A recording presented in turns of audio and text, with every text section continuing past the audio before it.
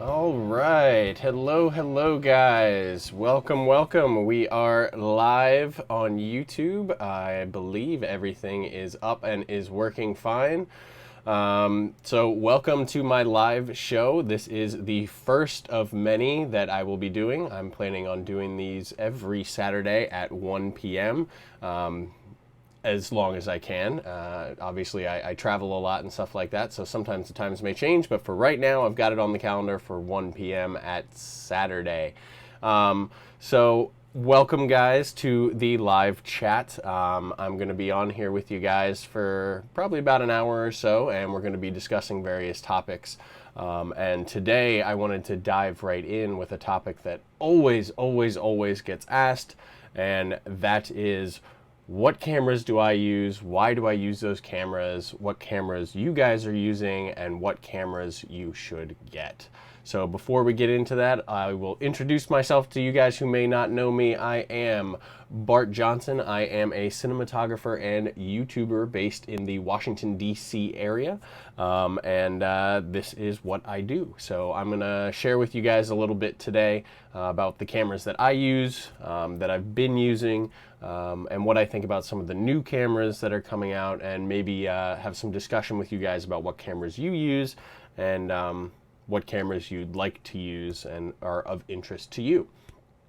So I've got a few different things. I'm going to go over the ones that I have, but I also want to be able to have some discussion with you guys. So I do have the ability to pull up our chat. So if anybody wants to throw in a comment or ask a question along the way, it should appear here on the screen if I have everything set up properly. That's a big if, but I think that I do. So we're going to go ahead and we're going to dive right into it. So like I said, guys, cameras is a question that gets asked all the time. And I always tell people, you know, it's not the gear, it's the person using it. But still, everybody wants to know about cameras, so I figured, you know, let's just feed the beast and let's come right out of the gate just talking about gear, talking about cameras, and talking about the ones that I use in particular. So I'm going to take you through the history of the cameras that I have owned and that I still own, and let you know why I picked those cameras up, and also a little bit about the history of you know, why I chose those cameras and why I still have them, because each camera has a specific job and has a specific purpose. No one camera is perfect, and I don't think any one camera ever will be perfect. And so you need to really pick the right tool for the job. So let's see here. I've got all this up. I've never been able to figure out, let's see here, let's put in a test here and see if that pops up.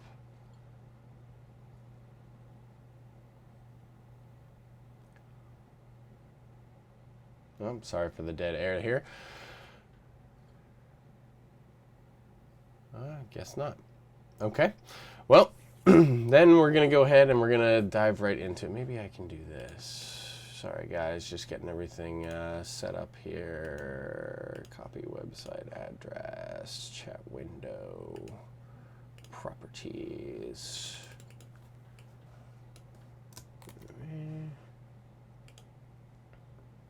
Okay, there we go. Okay. So I have refreshed the live chat feed here. So if you do have any questions or comments along the way, they will pop up here on the screen, and I will attempt to answer them as they come through. So there we go. All right.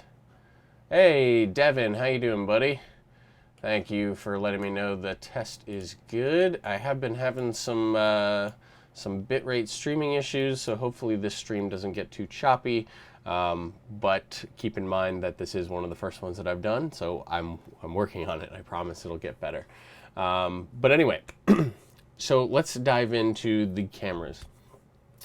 So back about 5 years ago, I was starting up my company, Bart Johnson Productions, and I wanted to invest in some camera equipment.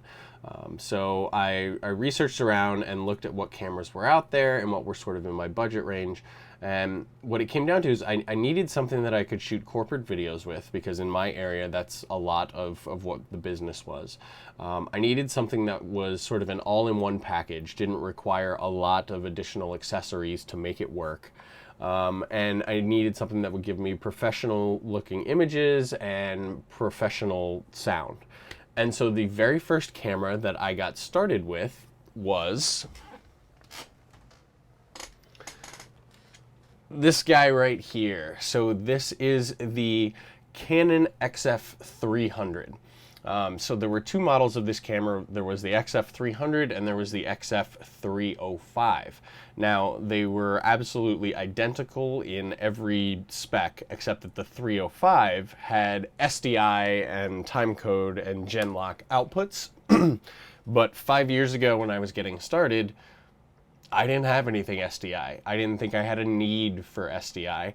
And so I went with the HDMI only. So one of the kickers about this camera is it was one of the first cameras that was recording in, I think it was 50 megabits bit rate, which was high enough quality for broadcast television. So this was one of the first ones that you could shoot something with this, and if you needed to, you could deliver that product to a television station, and it was quality enough to go on the air. So it has a built-in lens, decent lens, Canon L glass with the red ring there, and recorded to CF cards, which were relatively affordable. And so I picked this guy up to start doing the work in my business with, and it did fantastic. So I've had this camera since then, and I've thought about replacing it because sometimes it just sits there and collects dust. But what ends up happening is every once in a while, pretty much every time that I think about replacing this camera, a client gets in touch with me and has a project that it's absolutely perfect for. It's a project where they need interviews shot, or they need an event recorded, or they need something like that, and they're really not stressed over cinematic quality. They're really not stressed over 4K or anything like that. And so this camera is just the perfect package. It has XLR inputs. It has everything that I need in just this. You grab this and a couple batteries, and that's your kit. Not a lot to worry about, and it's just been a consistent workhorse for me for 4 years. So every time that I put any consideration into getting rid of this guy, it pops up again that there's a job that it's absolutely perfect for. So it's the camera that just will probably never leave me. It'll probably end up on my mantle someday in the background, just being a reminder of the first camera that really got me started. So let's go ahead and let's take a look at some questions here.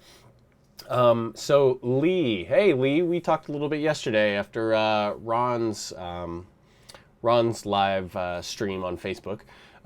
Do you ever shoot with anamorphic lenses? Oh, stream stopped a little bit, only picture. Is the audio back now, guys? I'm having some bitrate issues. I do not know what is going on. Of course, testing this, it worked absolutely fine. But when you go to do the real thing, of course, something goes haywire. Whoa, it just went to absolute zero. Okay, well, I'm not sure there's much I can do about that, guys, but I'm going to keep trying to power through this here. So Lee, back to your question. You were asking about anamorphic lenses.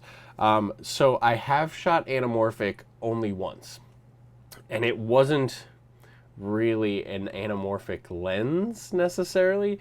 A friend of mine, while I was at NAB in Las Vegas, a friend of mine brought an anamorphic projector lens that he had adapted to a Canon EFS lens, and he was using on his A6300. And we put that on the GH5, which I'll get to that a little bit later. And we shot 4K anamorphic 60p with it. And we did it out in front of the Bellagio fountains. And man, it was amazing. And I really do want to get into more anamorphic shooting. I'm probably going to go the adapter route for that, but just because anamorphic lenses themselves, even the ones made for Micro Four Thirds, man, they are expensive. But if you look on my YouTube channel, I do have a video. It's called Strip Stretch, and that's some anamorphic stuff that I shot with the GH5.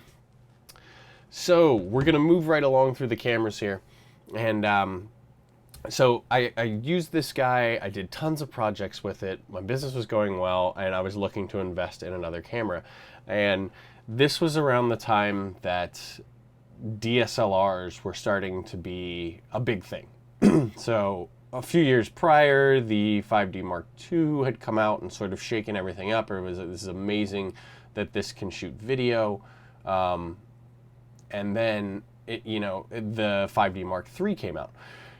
Now, I was hesitant about DSLRs. I was a true purist. I had gone to film school. I had used actual Arri film cameras. Digital video had just come out when I was in college, and I embraced that, obviously, but the whole DSLR thing, I wasn't having it. There was no way that I was going to believe that someone running around with a tiny little camera that you shoot kids' soccer games with was going to be able to produce cinematic footage. Well, I was wrong. And it took me a while, and I finally sort of embraced it and realized that I needed a smaller, more affordable camera. And so, probably about a year after it had been out, I didn't jump on it right away, I picked up this guy. This is the 5D Mark III. So, better video quality than the 5D Mark II, and shooting 1080. But the beauty of this was that you got that amazing full frame sensor look. So you could very, very easily get nice bokeh. You could really blur out the background. So easy to get great depth of field with it. And so I picked this guy up, and to my surprise, this camera actually started being requested more and more. I did a whole bunch of short films and even worked on an independent feature with the guys over at the Forge Studios. And this was their camera of choice. So it was small, compact, portable, decent quality footage and results out of it. And, it was just so easy to move quickly with. While this camera isn't gigantic by any means, this is nothing. So running around with this and being able to grab shots in a really guerrilla filmmaker sort of style was a huge benefit. And obviously everybody, I think, now has embraced DSLRs and the benefit of using DSLRs and cameras of that form factor. And so this is another camera that, now it's getting a little bit old. It's a little bit long in the tooth, doesn't do 4K. Admittedly, the image is a little soft. Cameras have become so much sharper. And it's, it's probably getting time to retire this guy. But I just can't seem to find the right moment to retire it. I know I won't get much money for it, but I keep it on the shelf because I still feel like every once in a while there's going to be a job that this is perfect for, and that I should hang on to it. And I used to shoot, actually until recently, all of my YouTube stuff with this camera. And, it was a great camera. So, yeah, DSLR 5D Mark III. So, having those cameras in my arsenal, as I started moving along and working on more cinematic stuff, I decided I want a cinema camera. I want a camera that has an amazing movie look to it, that is just great. But the problem was, those cameras were super, super expensive. I mean, you were talking about, I was looking at Reds. primarily, because I, by nowhere in my imagination, would ever have enough money for something like an Alexa or something like that. So I was looking at the res. Oh, saying Alexa just turned on my Amazon Alexa. Great. But so I wanted a cinema camera. And so enter Blackmagic. So Blackmagic Design had a few different cameras that had come out. You know, they had their pocket cinema camera, they had their 2.5K camera, they had their 4K camera. None of them really appealed to me, but they were kind of interesting. Then they had the Ursa, which really appealed to me, but the 16-pound weight of it did not appeal to me at all. So I was sitting there waiting, and then one day at NAB, I believe 2 years ago, maybe 2015, they announced something new, and I jumped on it right away. And that was this guy here. This is the Blackmagic Design Ursa Mini 4.6K. So when this camera was announced, and for the price that it was, I believe it was like $5,000, it seemed to be the full package, and it seemed too good to be true. Now, obviously, it actually ended up being a little too good to be true, because when it was released, it was supposed to have global shutter in the 4.6K, but they just couldn't get it to work with the sensor. So no global shutter, but for me, that wasn't a deal breaker. So the fact that this camera, just the color science and the look of the image is just, it's freaking amazing. It's the first sensor that Blackmagic actually designed themselves. So they didn't outsource for the sensor. They designed this in-house themselves. And it just looked incredible. And then the fact that it could record up to 4.6K, that you can do RAW in this camera, that it can do ProRes. Like ProRes is its lighter codec. It just had so much. Now, that did come at a cost, because this camera records to CFast 2.0 cards, which are still relatively new and admittedly are super expensive. So if my wife is watching, I'm not going to say how much they cost, but they cost too much. But it's just an amazing freaking camera. And it's not for every project. So, you know, if I'm going to shoot a corporate interview where they're not super concerned about cinematic quality or anything like that, they just want something recorded, this guy is perfect for the job. But if it's something where I'm shooting a commercial or something like a short film or something like that, that is where this comes in. You know, this is not for running around and running and gunning and capturing whatever you can, because it's not great for that.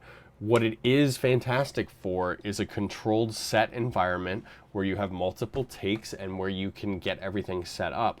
That's what this camera is for. It is a cinema camera. It's not great in low light. You can't just turn it on and point it at something and expect the image to be fantastic. You have to work the light in that image and give this camera what it needs. And when you do, man, it looks good. So I picked up the Ursa Mini 4.6K, and I haven't looked back. I have absolutely zero regrets. Cameras keep coming out. The EVA1 from Panasonic, the Canon C200, even the Canon excuse me, C300 Mark II. All these cameras come out, and I look at them, and I look at their specs and what they can do, and none of them can do everything that this can. I'm gonna drink water here. So, even as these new cameras are coming out, I am consistently pleased with my decision to go with the Ursa Mini. It's just, I mean, it's been fantastic. So, you know, and now there's the Ursa Mini Pro, which came out, which is the exact same camera, but with internal NDs, which, yes, I'll admit are nice, and a whole bunch of external controls and knobs and buttons. And people always ask me, have you thought about upgrading from the 4.6 to the Pro? And my answer is no. There's not enough there for me to go through the hassle and the potential loss of money of selling this, because people dropped these like hotcakes when that Pro came out. So to take a hit and sell this and buy that other one, I don't think there's enough there to make me go through all of that. Because the sensor and the image and all the stuff that really matters are completely identical. If you shot the same scene with a 4.6K and a Pro and then pulled up the footage, you're not going to be able to tell which one was which because they're identical. So there was that. Okay, so I was in love with this camera, and admittedly I even started using this for my YouTube stuff. But when this guy is built up, you know, I even have plates and some stuff on here, but when it gets built up with a battery, lens, microphones, handle, all that kind of stuff, it's big. And it was kind of ridiculous and overkill for YouTube use. So I decided I was going to look into a more versatile, smaller camera for YouTube use. So I was looking out there, I was looking at the Sony a6300, and then while I was looking, the a6500 was released. And then after, you know, I was looking at the a6500, and I was so close to ready to pull the trigger on it, but it had a few things that, you know, I was like, oh, I guess I'll just have to forego those, you know, decent audio inputs, the fact that it didn't have a screen that could flip around so I could see myself without putting a monitor on it. You know, a few things that I was willing to sacrifice. But then, out of nowhere, enter Panasonic with the Gh4. So I can't show you the Gh4 because I am actually using it right now to record as my webcam here. But the Panasonic Gh4 came out, and it had absolutely every feature that I wanted, and some features that I didn't know that I wanted. So I bought it for YouTube use. I wanted to be able to have a camera that I could flip around, has a decent codec, I can see myself. It's small enough I can put it on some gimbals if I want to use it as a B-roll machine, as a, you know, a backup to this guy or a companion to this guy when I go on shoots. And so I picked it up, and it has honestly now been with me on more shoots over the past month than any of these other cameras. The quality that I can get out of it, the shooting in Vlog, the 422 10-bit, the 4K, the size of it, the portability of it, the fact that it has an XLR unit that can be attached to it, which is how I'm actually running my sound right now, that was a huge kicker for me. Professional XLR audio, I can plug my mics into it. I needed that. And so this camera was just it. So that was the latest camera that I picked up. And I have been super, super, super happy with it. And even now, there is a new firmware update coming for it at the end of September that was announced that is going to give it even more ridiculous capabilities. You're getting new codecs in it, you're getting new formats, you're getting 6K anamorphic mode, you're getting H.265 compression recording in that 4K anamorphic or 6K anamorphic mode. It's a great camera. So there you go, guys. These are the cameras that I use, and a little bit about where I use each one and why I pick them up. Obviously, there are tons and tons of cameras out there, and weeding through it and finding the camera that's right for you can be really, really difficult. Like I said, it's a question I get asked probably more than anything else is, what camera are you using? What camera should I use? So I am not sure how this stream has gone. I've had some bitrate issues and some dropped frames, which upsets me. Come on, YouTube. And I see that the comments have stopped. I'm not sure if that's because no one's actually commenting or because I just haven't drawn an audience, but either way, it's okay. But if you are here and you do have any questions or comments about these cameras or about any other cameras, if you're joining me live, please feel free to drop a question or a comment in the chat and I will answer it. Or if you are watching this later after the live show, if you happen to miss the live, go ahead and post the comment down in the comment section there and keep the discussion going, because I really want to continue this conversation and I'll be in there and answer stuff. So we do have a comment here. Could you please rate Gh5 with Ursa Mini in terms of quality? Okay, so the Ursa Mini is absolutely fantastic in terms of its quality. It records, up to 4.6K, and I use it in the ProRes formats. It's very raw, or rare that I use RAW. So, but I record in ProRes quite a bit with it, and ProRes is a fantastic codec. It's very large files, but very clean, very edit friendly, and and the quality that comes out of this camera is just fantastic when you light for it. And so I was interested when I picked up the Gh5 to see if I could use it as a B camera, if I could use Vlog on the Gh5 and grade it and get it to stand up and match with the Ursa Mini. And to my surprise, yeah, I was able to do it actually pretty easly. Funny enough, Daniel Peters, you guys should check out his website. I think it's danieljohnpeters.com. He's based in the UK. He's a talented cinematographer. He actually released a pack of LUTs, grading LUTs for the Gh5 that you can buy from his site.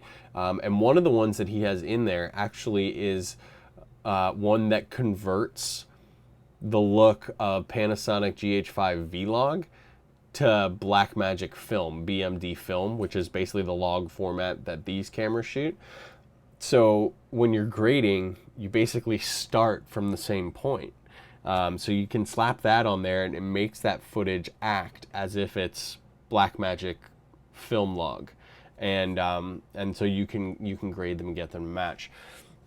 Now, in terms of the Gh5 quality, you do have to keep in mind it is recording to a compressed codec. It's recording to H.264 and soon H.265. But that is a much, much more compressed file. And even though it is capable of 10-bit and 422, which means there's a lot of color information in there, there's a lot of data in that file, it is still compressed. It is still, 150 megabits right now. The 400 and higher ones are coming later. So that image, when you grade it and start pushing and pulling it and doing stuff to it, it's not going to hold up as well as the ProRes out of something like the Ursa Mini. It is going to have its threshold where it starts to sort of come apart and can't handle it. Now, what I do when I go on shoots with the Gh5 is I actually run the 4K out over HDMI to my Atomos Shogun, and I use the Shogun to record 4K in ProRes. So then I get the best of both worlds. I'm getting a ProRes recording, 10-bit 422, directly out of the Gh5, and I have the H.264 recording in the camera as a backup. But I mean, that solution is just absolutely amazing. So am I referring to the quality for just colors or also details? That's a good question. I haven't really looked at the details on them side by side to see how they are, but they are both super detailed and super sharp. There's no muddiness in them. I think that if you compared the detail together, I think you would be quite surprised. And I think actually the GH5 might be a bit sharper and actually have a little bit more detail. And sometimes you actually want to dial that back a little bit because it becomes too sharp. It looks, you got to soften it a little bit, give it that cinematic look, but in terms of their quality, I mean, the GH5 has just absolutely blown me away, and it continues to blow me away, and I can't wait for this new update to play with the new features of it. It's just ridiculous. And I was very, very hesitant of it. I did not like the idea of a micro four thirds sensor. I don't have any lenses for that. I bought a Metabone speed booster adapter to slap on it and to use my Canon glass, because that's what I had been using. And I'm so surprised. I mean, I don't even think I've shot anything yet with my Canon glass on it. I actually bought the 12-35 Panasonic lens to go with it, just because I wanted something that was a native lens that would talk to the camera electronically for stabilization purposes and stuff. And I shoot everything with this lens. It's just great. And so lenses is actually something that I should bring up. Lenses is a big point and something that you need to think about when you're purchasing cameras. So I started with a camera that had a fixed lens, right? So let me go ahead so we can see it here. So I started with a camera that had a fixed lens, so I didn't have to worry about purchasing lenses or anything like that. So no worries. But it was when I got into the 5D Mark III that I got into the world of interchangeable lenses. Now, 5D Mark III is a full frame Canon EF mount, which means I was buying the biggest of the biggest glass, full frame EF mount lenses. And so I started investing in sets of those, and I'm really glad that I did, because now that I have something that covers this biggest sensor of all the cameras, I have lenses that will cover all the other ones. So when the Ursa Mini came out, one of the big selling points for me was that it is also EF mount. So it takes all of my lenses that I already had. Now this is a Super 35 size sensor, so the lenses get cropped in a little bit, but all of my lenses go natively onto this camera. And so when I picked up the GH5, I also picked up the Metabone speed booster from Micro Four Thirds to Canon EF, so that I can put my Canon lenses onto the GH5. But in all honesty, I haven't done it. So, maybe in some bigger productions or something like that. But I mean, for the stuff that I've been doing and running and gunning with the GH5, the 12-35 lens has never come off of it. It's the perfect all-arounder. I shoot interviews with it, and then I dial it out to 12 millimeters, which is a 24 millimeter equivalent in full frame. And then I slap it on a gimbal and I run around with it like that. And it's been great. But yeah, so let's see here. We got some more comments coming through. How much does the crop factor affect you? Does it get you the wide angle that you get from the Ursa Mini? So what I did, because I was worried about that too with the crop factor. So a Micro Four Thirds sensor is a 2x crop. That means if you put a full frame lens on there, and it's a 35 millimeter, if you just put it onto a Micro Four Thirds camera, you're gonna get an effective focal length of 70 millimeters, double. So it is doubling your focal length, meaning that lens is going to act like it's 70 millimeters. So what that means is it makes it really, really hard to get wide angles, because even your wide lenses are going to become more telephoto. And so what I did to help combat that is I got a Metabone speed booster. And so what the speed booster does is it has a glass element in it that actually helps to focus down the image circle. So the image circle is coming through, it'll be focused down to smaller. So it actually reduces the cropping by a factor of 0.71, which is the Metabone speed booster that I have. And so what that does is it turns the crop from 2x into 1.42. Okay, so bear with me. So the crop of a Super 35 sensor, when you put a full frame on there, is 1.5. So getting the GH5 to 1.42 means it's very similar to the crop that you would get on the Ursa Mini or any other Super 35 sensor. So what that means is I have a 50mm full frame lens. I put it on here. I know it's not going to act like a 50mm. On this at 1.5, it would be more like a 75mm. But I know that when I take it off and put it on my GH5 with the speed booster, it's going to look similar to that 75mm focal length. So you're getting a crop on both. You're not getting your full, 35mm full frame focal length equivalent, but you can get them very similar using something like a speed booster. And I do that just so that I know mentally when I'm working on a project, what is this 35mm lens going to look like on this camera? Or what is this 50mm lens going to look like on this camera? So for me, it's just mentally and being able to choose a lens in my head. Yeah, so that I can pick, and I know that these are going to have similar crop factors. So I hope that helps there. And then of course you can go native lenses for Micro Four Thirds. They're small, they're light, they're usually fairly inexpensive. I've only invested in one because my theory is I want to invest in stuff that can work across the range of what I have. So I want to be able to get a lens that will work on this, and it will also work, on this, and it'll also work on the GH5. I don't want to buy specific sets of lenses that only work on particular cameras. Just in terms of an investment, doesn't seem like a good idea to me. It's a lot of money.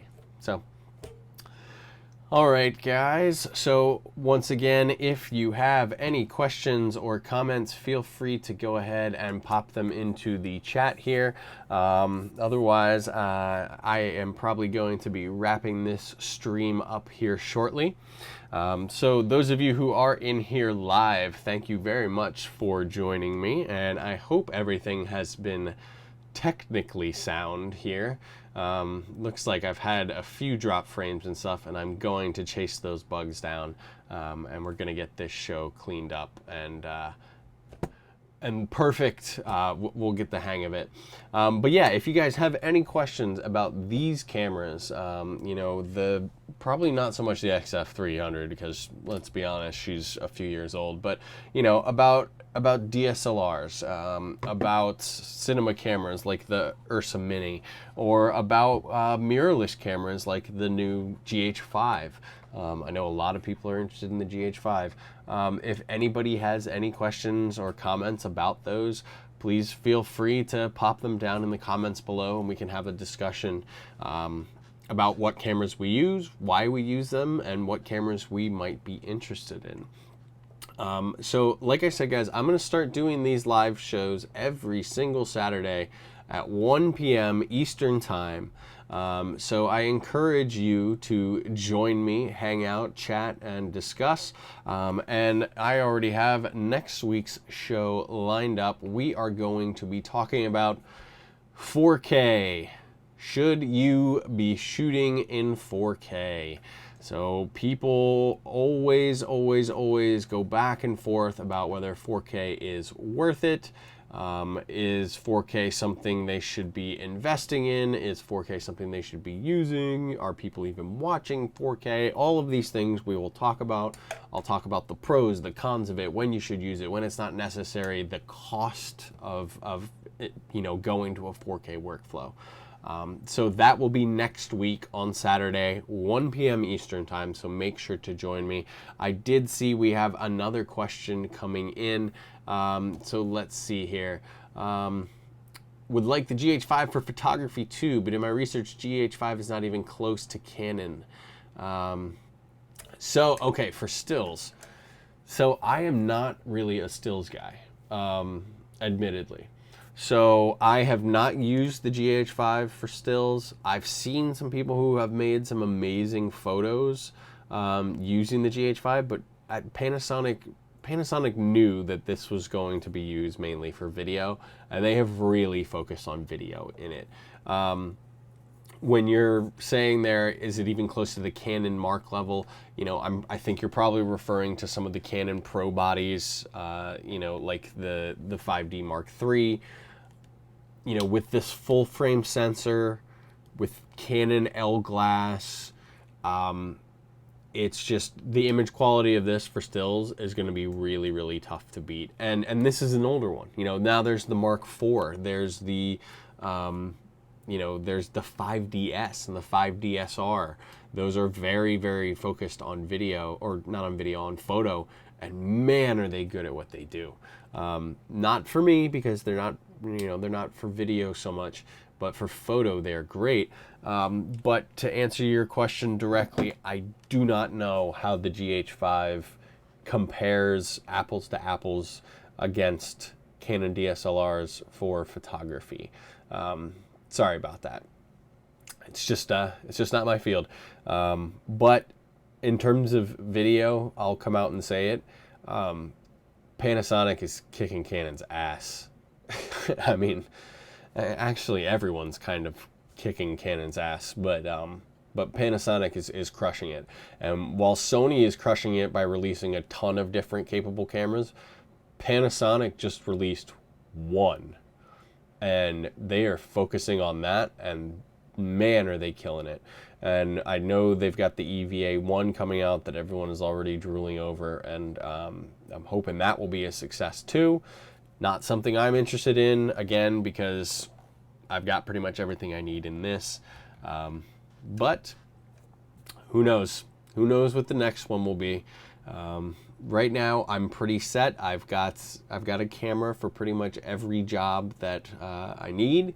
You know, events and just basically long form recording with this guy, small and mobile with this guy, cinema and commercial with this guy, and to be honest, the Gh5 has kind of become an all-around just jack of all trades, and might actually end up replacing this guy right here.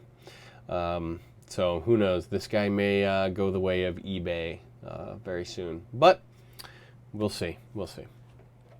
All right, guys. So thank you very much to those of you who joined me live. Thank you very much for tuning into the stream. Please make sure to tune in again next week when we go over 4K and should you be using it. So that'll be Saturday at 1 p.m. Eastern Time. And guys, I really appreciate you hanging out with me. I hope this information helped you guys. Please go ahead, subscribe to my YouTube channel, like it, click that notification bell, and that way you'll be sure to get notified whenever I have videos come out, whether they be reviews or notifications for when I go live. So guys, take care of yourselves, and I will see you next Saturday.